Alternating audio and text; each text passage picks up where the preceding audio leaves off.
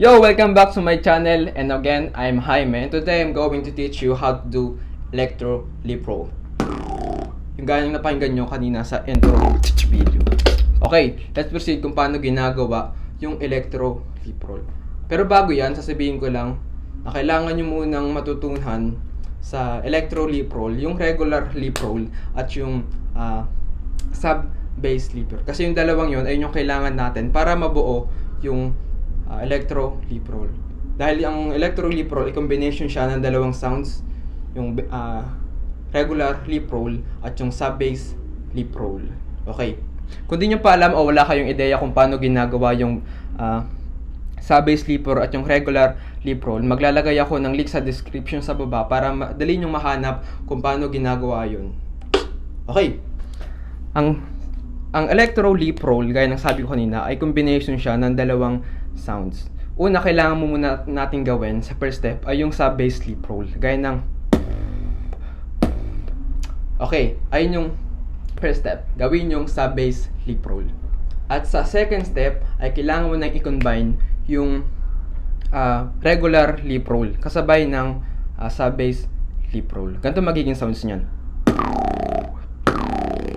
Okay, paano gawin yun? Kumbaga parang sa umpisa gagawin mo yung sub-bass Liproll para magkaroon ng vibration na kailangan mong i-apply ngayon yung regular Liproll.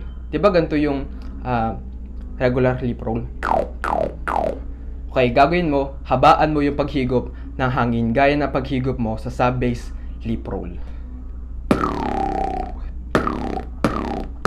Okay, sub-bass Liproll, regular Liproll, combination ng dalawa equals Electro Liproll. Okay, pattern na pwede mong pagpraktisan sa Electro Liproll. Pwede yung ganitong pattern. Siyempre gawin na natin yung mga naituro ko na sa inyo. Kunin natin yung case snare.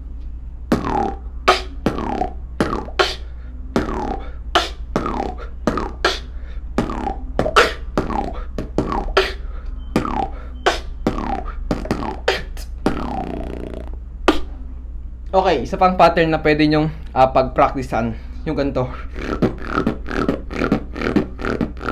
Kumbaga yung salitan siya ng bass o kick drum, tapos yung Electro Liproll. Ganito yung magiging sounds.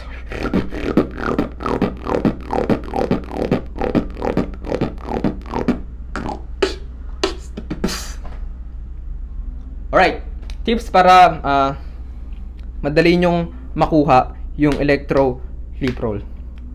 Bigyan ko kayo ng tips. Keep practice. Ayan, yun yung sa pinakamadali, pinaka-basic na paraan para magawa nyo yung Electro Liproll. Mag-practice. Ayun lang yung masasabi ko.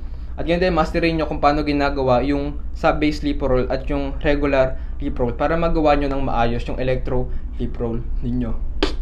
Peace! Alright, kung meron kayong natutunan sa beatbox tutorial ko na to, please do subscribe to my channel, like this video, share this video sa mga kaibigan ninyo na gustong matuto sa pag-beatbox. Yon, shoutout nga po pala kay Jose Ada. Subscribe na lang din po kayo sa kanyang channel, ang Jose As. Ito po, Jose As. Joceeus, Jose As. Bye-bye! Yo, welcome back to my channel and again. Ulit nga. Medyo pinapawisan na ako. 5 minutes. Siyempre may edit pa yan, bro.